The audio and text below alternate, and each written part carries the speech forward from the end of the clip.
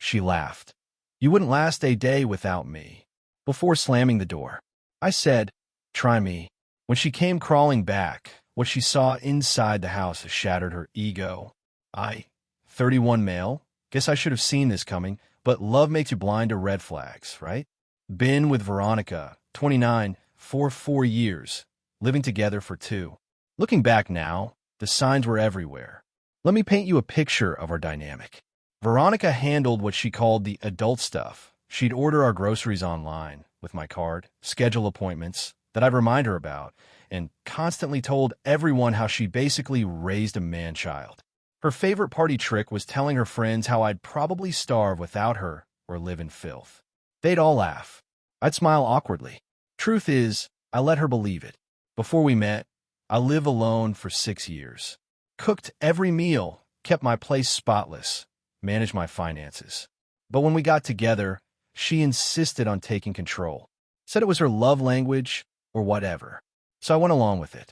Stopped cooking because she said my food was basic. Let her redecorate because my style was bachelor pad vibes. Even let her handle grocery shopping because I apparently bought the wrong brands. 3 weeks ago, everything imploded. I came home early from work with a migraine. Found her on our couch with some dude named Garrett from her yoga class. Not doing yoga, if you catch my drift. The cliche of it all almost made me laugh. She didn't even apologize. Just started gathering her stuff while ranting about how I pushed her to this because I was boring and she was tired of being my mother. Then came the golden moment. Standing at the door with her bags, she turned around with this smirk and said, "You won't last a day without me. This place will fall apart. You'll be begging me to come back by the weekend." I just looked at her and said, "Try me." She actually laughed, like full-on cackled. When you're eating cereal for dinner in a dirty apartment, remember, you chose this. Door slammed. And just like that, for years ended. Here's what she didn't know. I'd been secretly meal prepping for my elderly neighbor, Mrs. Tomoko, for the past year. She broke her hip, and her son lives across the country. Every Sunday, I'd make 5 different meals, portion them out, label everything. Veronica thought I was helping the building super with maintenance stuff. First thing I did after she left? Deep clean the entire apartment. Found 3 months of her hair in the bathroom drain she claimed to clean weekly. Discovered moldy food containers hidden behind her organized pantry system. The woman who called me a slob had been stuffing dirty dishes in the oven when her friends came over. I took pictures of everything. By day 3, I'd reorganized the entire kitchen, fixed the leaky faucet she said we needed a plumber for. It was just a loose washer, and restored my original furniture arrangement. The place looked better than when we first moved in. But the real kicker? I started documenting everything. Not for social media or anything petty like that. Just for me, I guess. Photos of the elaborate meals I cooked. The bathroom grout I restored to white. It wasn't supposed to be beige, Veronica. The balcony garden I started with Mrs. Tomoko's help. Meanwhile, my phone was blowing up. First few days were her friends asking if I was okay, clearly fishing for dirt. Then some mutual acquaintances mentioning they'd seen Veronica posting about her brave new chapter and how she was free from being someone's caretaker. I didn't respond to any of it. Just kept living my life. Meal prepping for Mrs. Tomoko and myself. Teaching myself new recipes from her old Japanese cookbook. Fixing things around the apartment I'd been meaning to get to. Even started taking pottery classes on Thursdays. Something I'd wanted to do for years, but Veronica said was embarrassingly hipster. Then exactly 1 week later, Saturday morning, 8 a.m., aggressive knocking on my door. Guess who? Update 1. Okay, so people have been asking for an update. Buckle up because this gets wild. So there she was, Saturday morning, looking rough. Hair in a messy bun, not the cute kind. Wearing the same UCLA sweatshirt she'd left in, dragging 2 suitcases. "I need to get some things," she said, pushing past me. I should have stopped her at the door, I know. But honestly, I wanted her to see. She froze 3 steps in. The apartment was immaculate. But not just clean, transformed. My original artwork back on the walls. The kitchen island clear and functional instead of cluttered with her decorative bowls. The living room arranged for actual living, not just for Instagram photos. "You hired a cleaner," she said flatly. "Nope. She wandered into the kitchen and opened the fridge. It was stocked with glass containers, each labeled with meals for the week. Teriyaki salmon, roasted vegetables, homemade kimchi, fresh pasta sauce. You got meal delivery. Nope. The silence stretched. Then she noticed the balcony through the kitchen window. What used to be her wine and wine spot, her words, was now a thriving garden. Tomatoes, herbs, even some Japanese cucumbers Mrs. Tomoko had given me seeds for. What the hell, Brendan? That's when I made my mistake. I should have just asked her to leave. Instead, I said, coffee? I just roasted some beans yesterday. She blinked. You roasted coffee beans? I shrugged and made 2 cups using the pour-over method. She watched like I was performing magic. When she took a sip, her face went through about 5 different emotions. Why didn't you ever? You said my coffee tasted like dirt water. Remember? You bought that Nespresso machine and said real coffee was too much work. She sat on the couch, my couch, the leather one she'd made me store in the basement, now restored to its glory, and started crying. Not the dramatic tears she used to do when she wanted something. Real, ugly crying. Here's where it gets messy. Turns out Garrett, yoga instructor extraordinaire, lived with 3 roommates in a studio apartment. Not his own studio apartment. A studio. With roommates. She'd been sleeping on an air mattress in his section behind a curtain. His roommates apparently weren't thrilled about the new arrangement. One of them, she said, kept using her expensive shampoo and denied it. But that wasn't even the best part. I got fired, she mumbled into her coffee. Remember how she always worked from home? Well, apparently she'd been working from Garrett's place that week. Logged in from his IP address, which flagged their system because she was supposed to be working from our registered address. When IT investigated, they found she'd been logging maybe 2 hours of actual work per day for months. The rest was all automated or delegated to her team without approval. I need to stay here for a bit, just until I figure things out. I almost spit out my coffee. No, Brendan, please. I know I messed up, but Veronica, you cheated on me. In our home. Then told me I couldn't survive without you. Now you want to move back in. She started on this whole speech about forgiveness and growth. Then dropped this gem. Besides, I'm still on the lease. I have a right to be here. That's when I pulled out the folder. Yeah, I had a folder. Actually, you texted me last week that you wanted off the lease. Remember? Said you didn't want any ties to, and, I quote, that pathetic excuse for an adult. I went to the building management, showed them your text, and they processed the removal. You signed the digital consent form. I didn't sign anything. You did. From Garrett's computer. Thursday at 2 p.m. You probably didn't read it since you clicked through in like 5 seconds. The look on her face, y'all. Like she'd swallowed a lemon whole. But she wasn't done. Oh no. She shifted tactics. Fine. But I need my things. My furniture, my dash. Your furniture? I pulled out my phone. You mean the couch you bought with my credit card? The one I have a receipt for? Or the dining table for my grandmother that you painted white without asking? I invested in this place. My design, I made it livable. I didn't even argue. Just pulled up the before and after photos I'd taken. The before pics from when I first moved in, warm, comfortable, lived in. The after pics from her makeover, sterile, staged, like an Airbnb nobody wants to rent.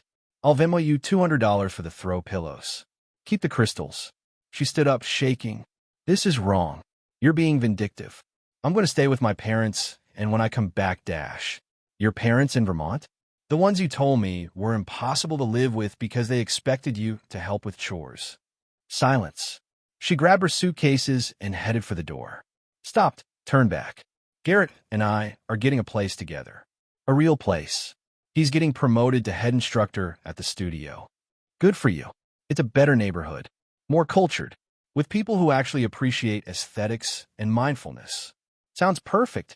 She was getting frustrated that I wasn't reacting. And I'm starting my own consulting firm. Lifestyle coaching. I already have 3 clients lined up. That's great, Veronica. Really? You don't believe me? I don't care. That hit harder than any argument would have. She left without another word. Thought that was the end of it. Nope. Update 2. So remember how I thought Veronica was done? Haha. No. The week after she left, the text started. Not from her directly. She was too proud for that. But suddenly I'm getting messages from numbers I don't recognize. Hey, Veronica's friend here. She left some important documents at your place. Can she come get them? Brendan, this is Garrett. Man to man. Can you just let her grab her grandmother's necklace? It has sentimental value. Hi, I'm Veronica's new business partner. She needs her laptop for our venture. Can we arrange a pickup? Her grandmother's been dead for 15 years, and she never had a necklace. The laptop was mine. I'd let her use it when hers broke. And business partner? Sure, Jan. I responded to exactly none of them. Then came the escalation. Veronica started showing up at my building randomly. The doorman, Ricardo, is a legend, though.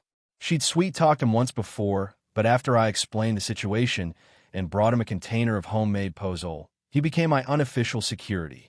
She was here again. He'd text me. Told her you were in Canada. She said she'd wait. I said it was a long trip, maybe 6 months. She left, but the peak entitlement came 2 weeks ago. I'm at the pottery studio, hands deep in clay, when the instructor comes over. Someone's here for you.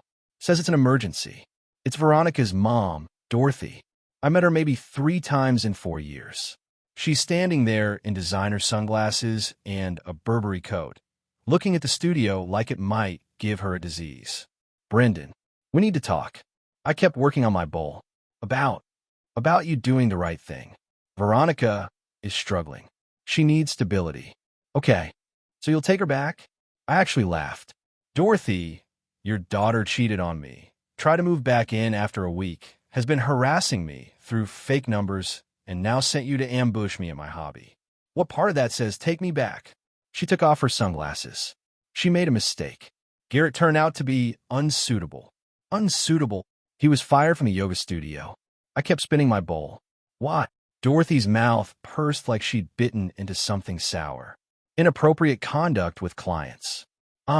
Veronica had to move back with us. It's been an adjustment. I bet. She's not suited for domestic tasks. She needs someone who understands her creative spirit. She needs a job, Dorothy. The woman actually gasped. She's a visionary. She shouldn't have to dash. Dorothy, I'm trying to center this clay.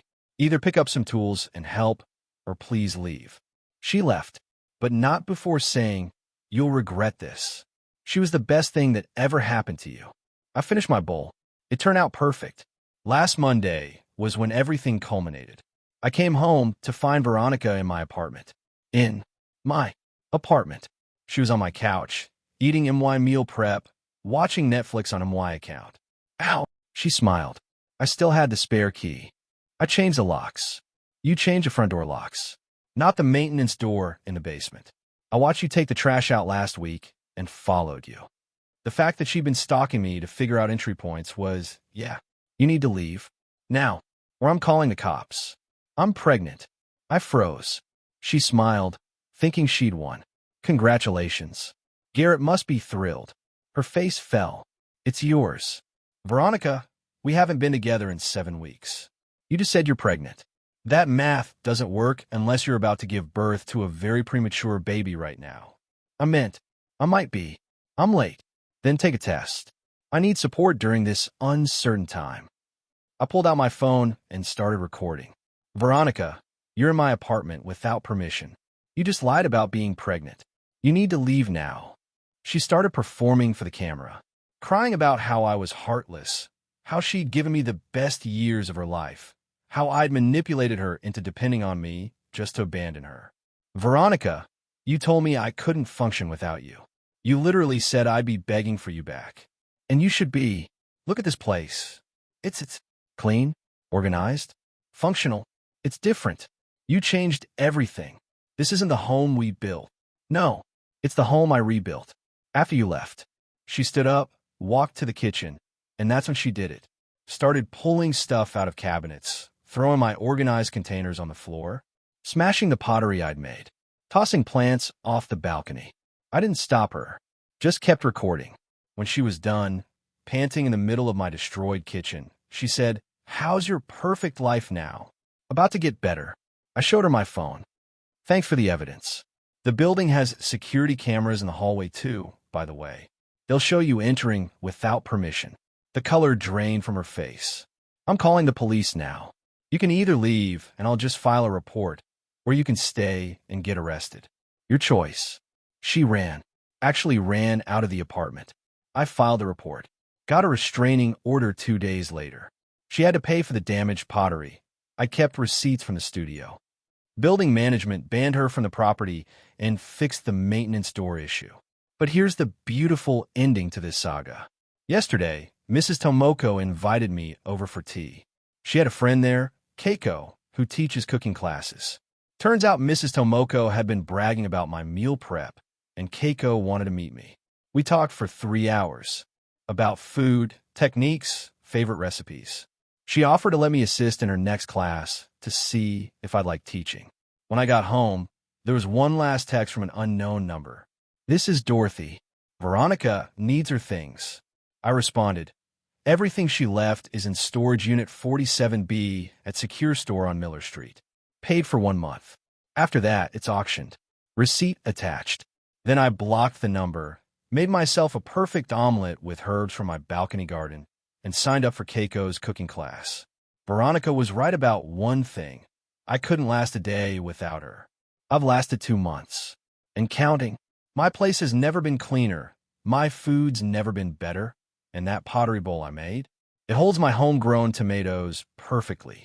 Funny how the person who insisted I needed them most turned out to be the one thing I never needed at all.